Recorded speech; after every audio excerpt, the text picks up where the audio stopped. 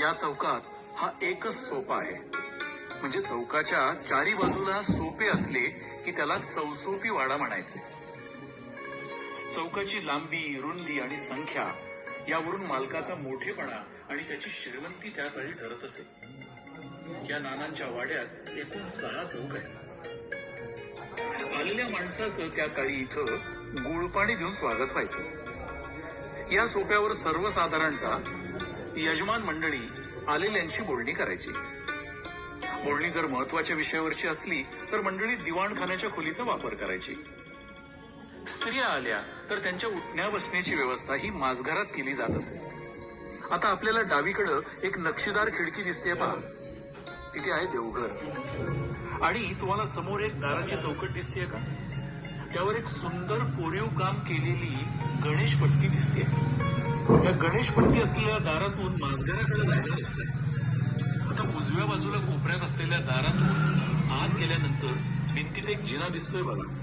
चला या जिन्यानं वरती जाऊया.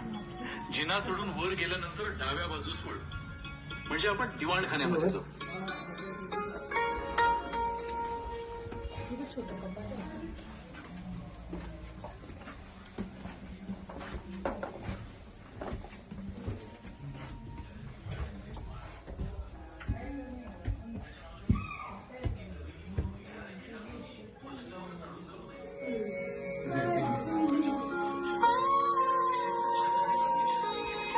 आता आपण दिवाणखान्यामध्ये पोहोचलो. इथे भरपूर उजेड आहे आणि एकंदर हवेशीर असं वातावरण आहे पहा. बाजूला लाकडी तळखडे आहेत, त्याच्यावर उभे सुरूदार खांब आहेत. त्या खांबावरती सुरेक्षा मैरपी आणि कमानी तुम्हाला दिसून येते. हे असे सुरूचे खांब आणि त्यावर असलेल्या कमानी, या प्रकारची जी वास्तुशैली आहे ही त्या काळच्या पारंपरिक मराठा वास्तुशास्त्रातली खास वैशिष्ट्यपूर्ण अशी रचना आहे, ज्याला कलमदानी पद्धत असंही म्हणतात. आता या बांधकामामध्ये जे लाकूड वापरले ते उत्तम प्रकारचं सागवानी लाकूड आहे.